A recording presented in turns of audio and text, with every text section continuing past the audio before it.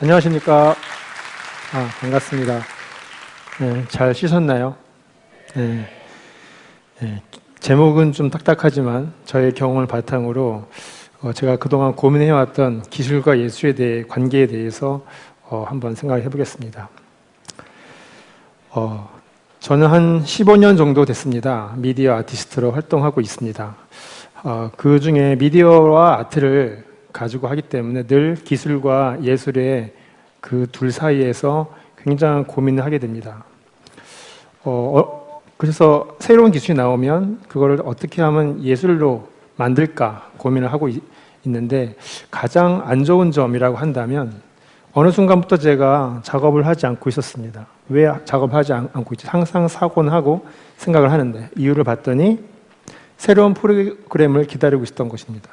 저도 모르게 새로운 기술이 나오기까지 새로운 기술에 주목을 하면서 창의력과 상상력에 많은 방해를 받고 있었다는 거죠.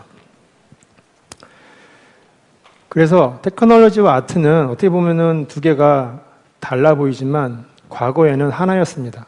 그 과거라고 하는 것은 15세기에 우리가 잘 알고 있는 15, 16세기 시작되었던 서양의 르네상스 시대, 그때 과학과 예술이 하나였죠. 자, 이 작품은 제 작품 중에 일부분인데 로봇입니다. 근데 이 작품의 의미는 우리 바닥에 살아가는 로봇은 하나의 사람이고, 그 사람이 해와 달, 즉 빛과 어두움 속에서 그게 반복되면서 계속 그 안에 살아가고 있는 동적 존재이고요. 그러다가 꼬리에 달린 저 펜으로 계속 그림을 그려나가는 작품입니다. 자, 이거를 한번 테크놀로지로 말해볼까요? 저건 아두이노 보드로 컴파일링된 프로그램이고요. 라이트 센서와 그 다음에 바퀴를 움직일 수 있는 서버 모터가 있습니다. 이렇게 말하면 어떻게 들리시나요? 굉장히 공학적으로 들리지만 뭔가 감성이라는 게 없잖아요. 그래서 우리는 기술을 이용하지만 그거를 문화 콘텐츠화 할 때는 항상 기술이 갖고 있는 의미를 생각해야 된다고 생각합니다. 왼쪽에 보시는 그림은 여러분 잘 아시는 르네상스 시대 때 원근법을 기반으로 한 그림입니다. 즉 원근법이라고 하는 것은 잘 아시는 대로 어떠한 소실점이라는 게 있죠. 그 소실점을 중심으로 해서 크기와 공간을 나누는 방법입니다. 자, 근데 오른쪽에 보이는 그림은 잘 아시는 모네 화가의 인상파 그림이죠. 르행 대성당을 1년여 동안 60편 넘게 작업을 했던 화가의 작품입니다. 바로 르네상스 이후에 저런 작품이 나왔다고 하는 것은 뭔가 기술적으로 서양 회화 역사에 있었다는 것이고요. 그것은 바로 카메라였습니다. 렌즈에 지금 돌아가고 있는 카메라가 최초의 카메라의 모델이죠. 카메라의 렌즈는 하나입니다. 그 이유는 바로 그 전에 그려왔던 서양 회화의 원근법의 소실점이 하나였기 때문에 하나였고, 저것이 받아들이는 상은 사각형이었습니다. 그 사각형은 캔버스에 프레임이 되었고, 지금 여러분들이 손에 다쥐고 있는 스마트폰의 사각형이 발전되어서 계속 이어져 온 것입니다. 저 카메라로 인해서 그 뒤에 화가들은 작품을 바꿉니다.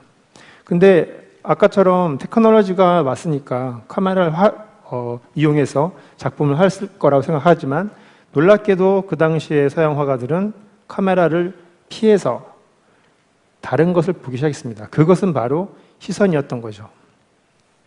그래서 카메라가 보는 시선, 그 전에 화가가 보던 시선의 개념을 생각했던 것이죠. 그래서 테크놀로지를 다르게 개념을 섞어서 받아들여서 보시는 바와 같이 미래주의 그림, 후기 인상파, 그 다음에 현대 추상 회화에 근원했던 칸디스키 작품까지 많은 작품들이 그 당시에 발표되게 되죠.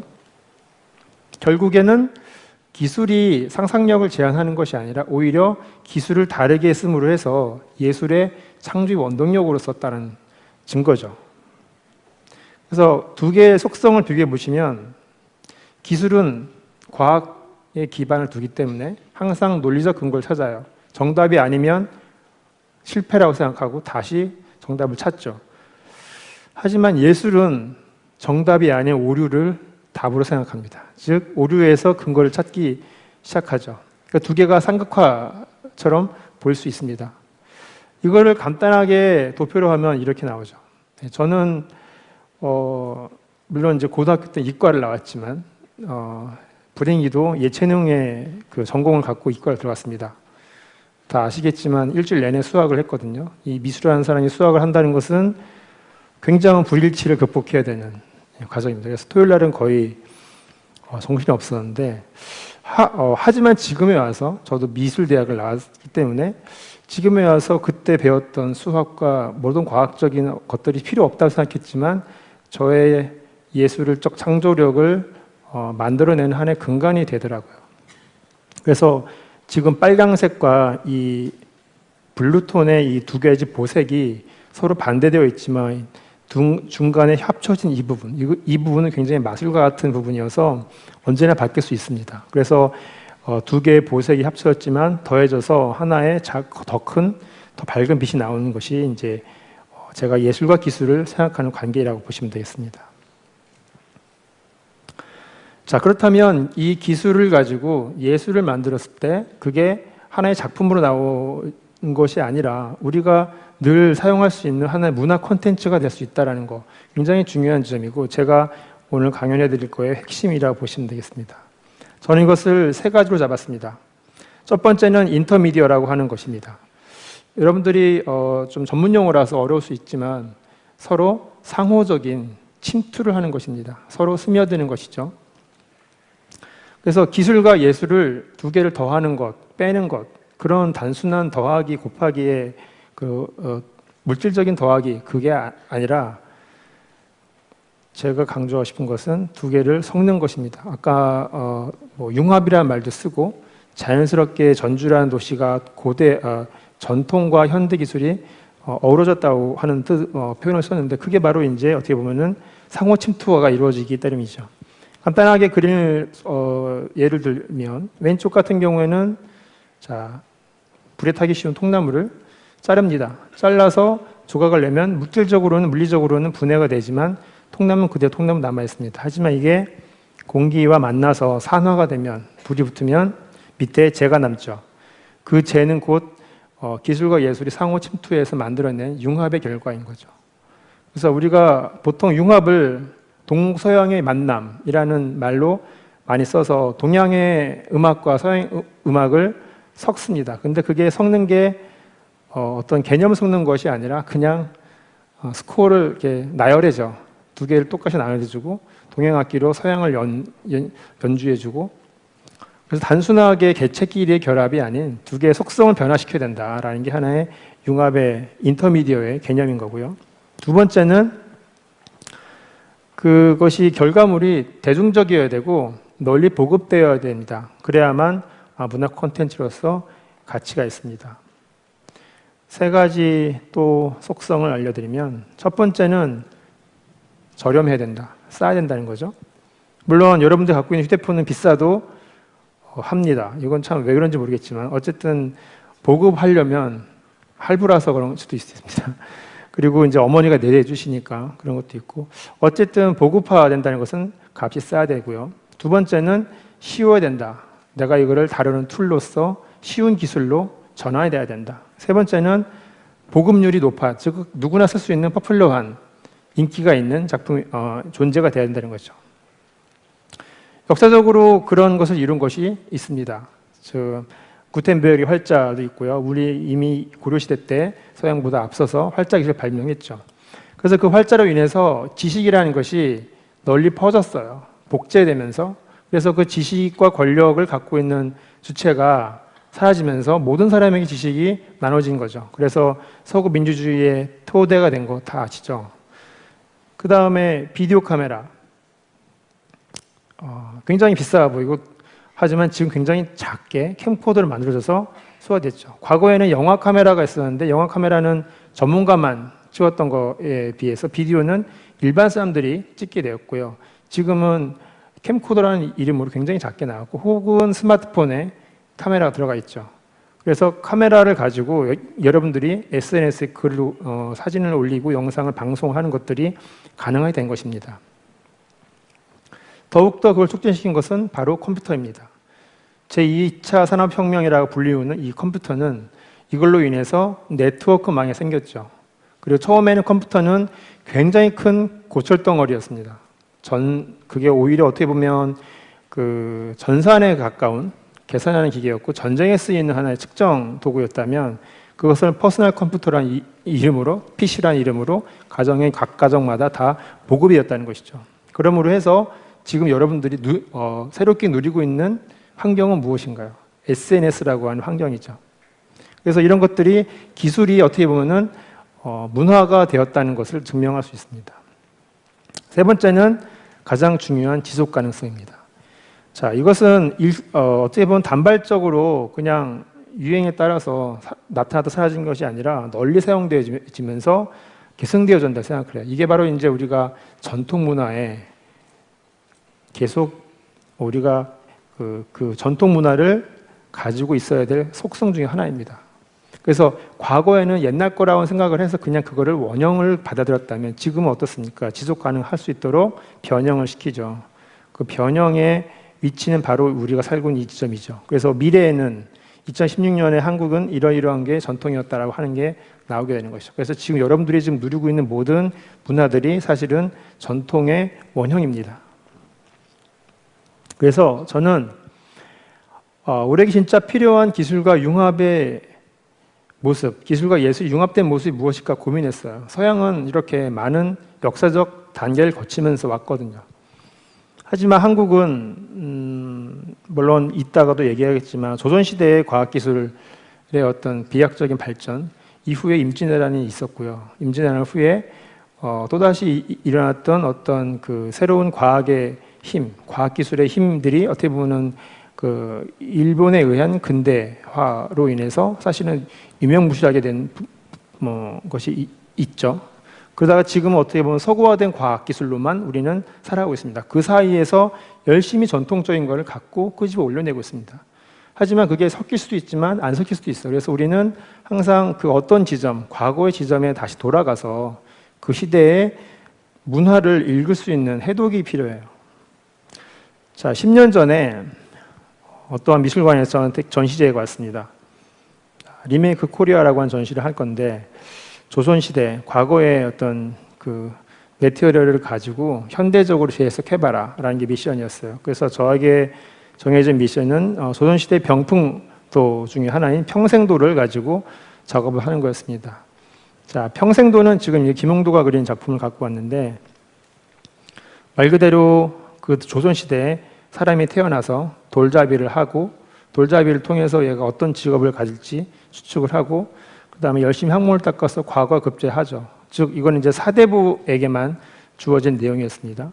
과거 급제를 해서 어떤 일을 해서 어떤 사회에 기여를 하고 국가에 봉사를 한 후에 나중에 이제 관직을 얻어서 퇴임을 하는 그런 태어나서 죽을 때까지의 평생 동안의 일들을 마치 교본처럼 그림을 그려서 병풍으로 만들어서 사대부 집에 다 이렇게 배포를 했다고 그래요.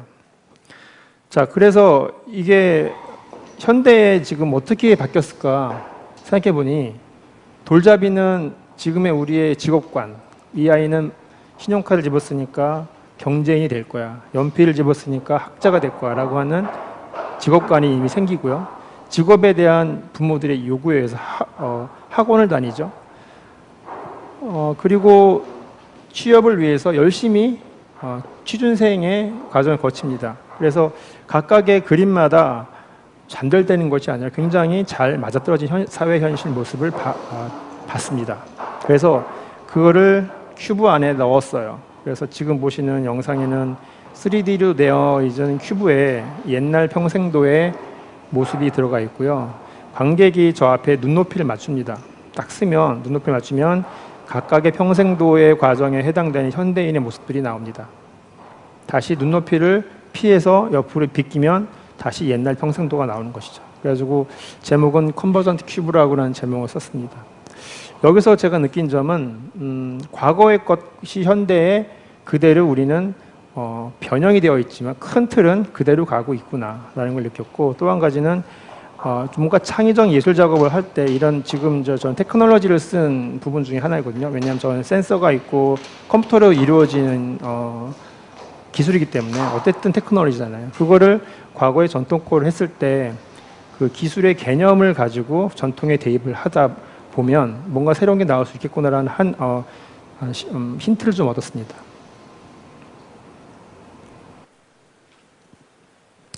그래서 결국엔 제가 관심 있어 하는 부분은 시점이었더라고요. 과거에 그 아까 말한 카메라, 원근법도 사실은 내가 세상을 바라보는 그 서 있는 시점에서부터 비롯된 거고요.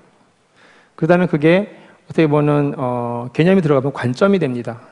자기의 관점이 되고 서로 말할 수 있는 하나의 그 포인트가 되고 그게 더 커지면 가치관이 되는 거죠. 이런 것들이 이어지면 많은 사람들이 같이 모이게 되면 하나의 세계관이 되는 겁니다. 바로 이게 하나의 국가가 갖고 있는 하나의 힘이 되는 거라고 생각합니다. 개개인의 시점과 관점, 가치관이 모이면 세계관이 된다는 것. 이걸로 인해서 서양은 근대를 이루었잖아요. 산업혁명 후에 근대를 성공적으로 이루고 근대 체계를 전 세계적으로 강제적으로 침략을 했죠. 지금 어떻게 보면 탈서구화 시대에 다시 돌아갔지만 하지만 재밌게도 지금 이 서양은 다시 자기들의 가치관에 대해서 변화를 해야 되는 필요성을 느끼고 다시 동양적 사고를 하기 시작했습니다. 그래서 지금 보시는 이 알베르티가 16세기에 만든 시각 피라미드를 잠깐 보시면 D라고 써 있는 오른편에 그 시점이 있습니다.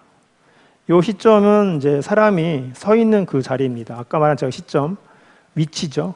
보는 위치의 위치고 이 A와 A' 이루어진 이 타원형은 이 사람이 바라보고 있는 물체예요.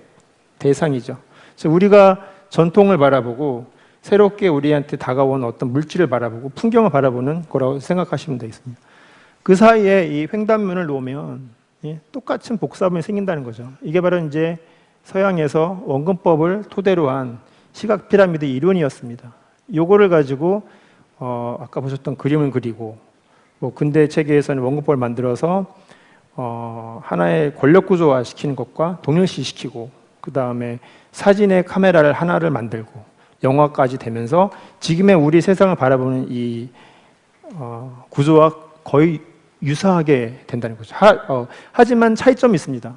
지금의 테크놀로지로 인해서 인터넷이라는 이후에 여러 가지 디지털 문화가 있기 때문에 원형을 바라보고 있는 거에 이 작은 이 복사본이 더 커졌다는 것이죠. 그래서 우리 실제 세계보다는 가상의 세계를 더 중요시하는 이제 시대로 넘어가고 있는 것이죠. 바로 이러한 점에서 우리가 두 가지를 비교해 보면서 배울 점이 있습니다. 왼쪽은 그 유명한 레오나르도 다빈치가 15세기에 그렸던 아르노 벨리의 이제 드로잉입니다. 오른쪽은 유명한 겸재 정선 화가죠. 화가의 금강산도입니다. 물론 그려진 시기는 다르지만 왼쪽은 서구의 시선으로 그려진 풍경화, 오른쪽은 한국의 동양적 시선으로 그려진 풍경화입니다. 굉장히 다르죠? 왜 달랐을까? 이 사람들이 어떤 방식으로 그렸을까? 생각해 보면 레오나르도 다빈치는 이랬을 겁니다. 저 산과 강이 진짜 아름답네. 똑같이 그려야지. 내가 가져야지. 남한테 똑같이 그렸다고 자랑해야지. 칭찬받아야지. 그럴 겁니다. 자, 오른쪽은 겸재정선 같은 경우에는 저 산을 보니까 너무 좋다. 그리고 싶다. 근데 내 방에 감상할 수 있도록 병풍에 넣고 싶어요. 근데 계곡도 보고 산도 보고 본 게 너무 많아요. 그래서 다 그려야겠다 생각을 해요. 그래서 다빈치 같은 경우에는 이걸 보고 그 장소에 가서 그렸겠죠. 보고 그렸겠죠. 근데 겸재정선 같은 경우에는 생각을 하고 그립니다. 그 장소에 그림을 그리러 가지 않습니다. 보고 왔기 때문에 내 마음속에 있는 그 생각을 담아서 펼치는 거죠. 그러다 보니까 다시점 회화가 나오는 겁니다. 이렇게 된 배경에는 굉장히 다시 역으로 예술적 상상력을 자극하게 해주는 기술이 또 존재합니다. 즉 왼쪽은 이젤 페인팅이에요. 즉 화면을 보고 대상과 내가 수평으로 마주보고 있는 것이고 그 사이에 캔버스가 있습니다. 그거를 받쳐주는 이젤이라는 도구가 있었고요. 이것도 테크놀로지죠. 그래서 대상을 소실점을 가지고 바라볼 수 있었던 거고요. 오른쪽 그림은 문방사호라고 대표되는 한국의 대표적인 회화 도구죠. 그래서 화선지를 아까 이것도 마찬가지로 펼쳤죠. 펼치다 보니까 시선이 다양해지는 겁니다. 그리고 내가 바라보는 그 소실점도 굉장히 많은 소실점들이 존재하는 것이죠. 그러다 보니까 풍경을 그릴 때나 어떤 사물을 그릴 때 내가 바라본 곳을 여러 개를 겹치다 보니까 우리가 생각하는 사신적인 그 사진에 가까운 그림이 안 나오는 겁니다. 그래서 시점과 관점과 공간 개념의 차이를 우리가 살펴보다 보면 이 서양 회화와 동양 회화의 어떤 차이점을 알 수 있고요.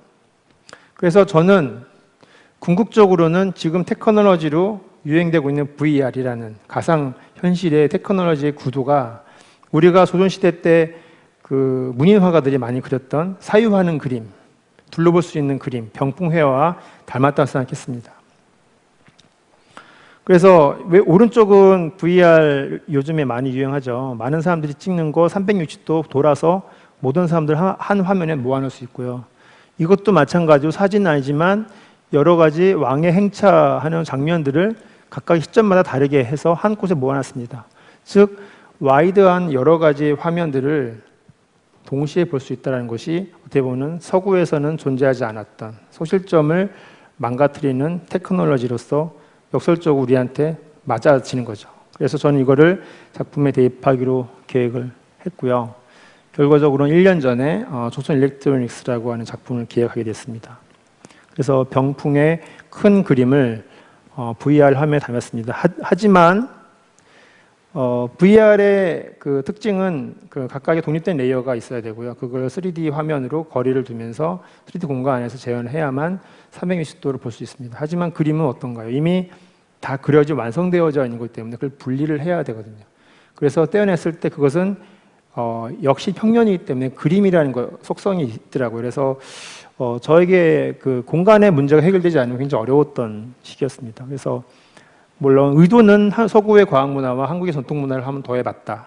또 버추얼 리얼리티의 공간하고 병풍회화의 공간을 대입해봐서 융합시키려 했다라는 의미는 있습니다. 하지만 그래서 이제 그 김홍도가 금강산을 여행을 하고 와서 금강산 전도를 그립니다. 그래서 여러 개의 그림을 하나의 책을 만들어서 만들었는데 그거를 다 이어붙였습니다. 그래서 금강산에 가본 것처럼 병풍을 그리지 않고 VR을 만들어서 이 공간을 바라보았습니다. 그래서 지금 보시는 거는 스틸컷인데 다소 그림들이기 때문에 우리가 만약 전문 용어로 스티칭이라고 그러죠. 각각의 여러 개의 시점의 화면들이 좀 어긋나 있습니다.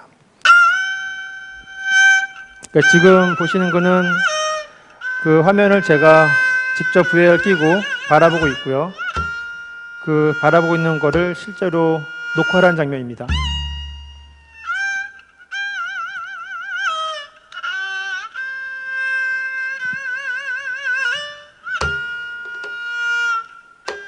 그래서 초기에는 저거를 레이어를 다 분리시킬 수가 없었기 때문에 그냥 가상현실이 가능한 방을 만들었습니다. 그래서 그 방 위에다가 각각의 그림들을 하나씩 바느질 하듯이 이어붙였습니다. 합성을 했던 것이죠.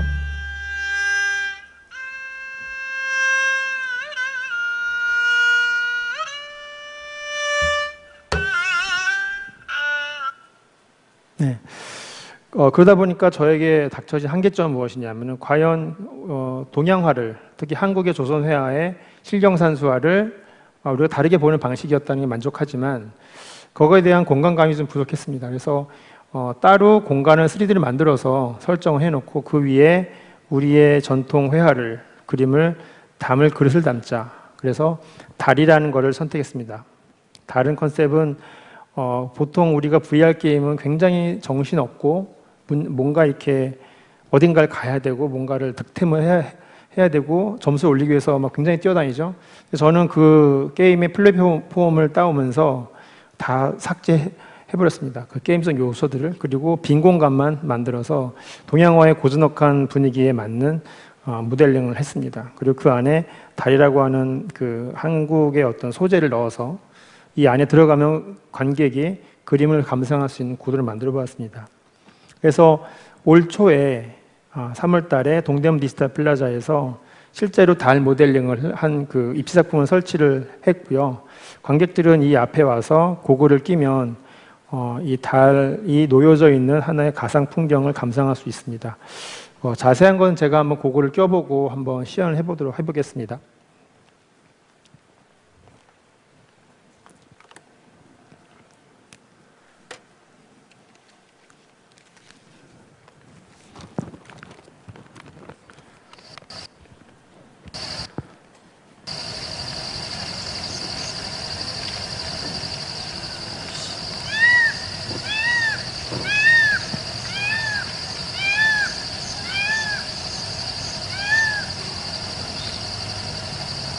지금 화면이 꺼져 있어서 조이스틱으로 일단은 움직여 보겠습니다. 자, 고글을 끼게 되면 이게 이제 이렇게 보이는 걸로 이제 나옵니다. 그래서 조이스틱으로 끼고 달을 이동할 수 있습니다. 저희 조이스틱으로 이제 게임 하듯이 할 수 있고요. 그리고 어떤 달 공간에 들어가면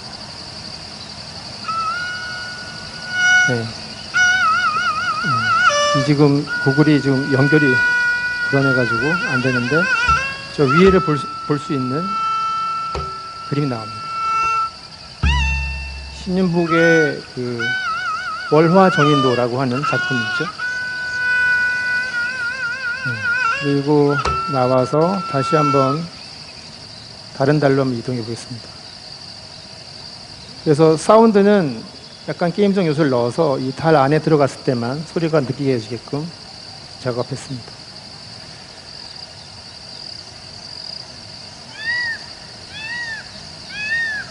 그래서 조선시대의 민화 중에 하나이죠. 유명한 민화죠. 신윤복의 그림 다시 한번 볼 수 있고요.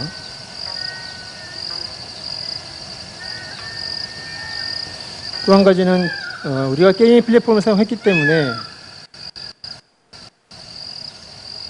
어떻게 보면은 굉장히 그 정신없을 수도 있겠지만 어떠한 부분에 가서는 쉴 수도 있는 그런 공간도 있습니다. 그래서 호숫가도 만들어 놨고요. 그 호숫가가 위편에 가면 있습니다.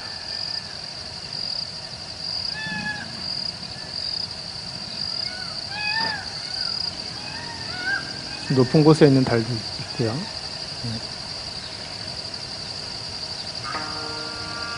이거는 이제 조선시대 민화로 유명한 그 1월 오봉도인 거죠. 달과 해와 5개의 봉우리가 있는 민화고요. 이게 어떻게 보면 지금의 현대에서도 계속 각색되어져서 그림이 나타나고 있습니다.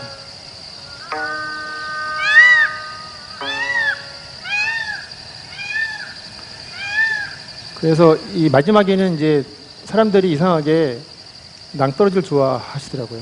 그래서 마지막에 가서는 꼭 한 번은 자신의 몸을 던집니다. 위에 달이 있고요. 저도 한번 던져볼까요? 던지면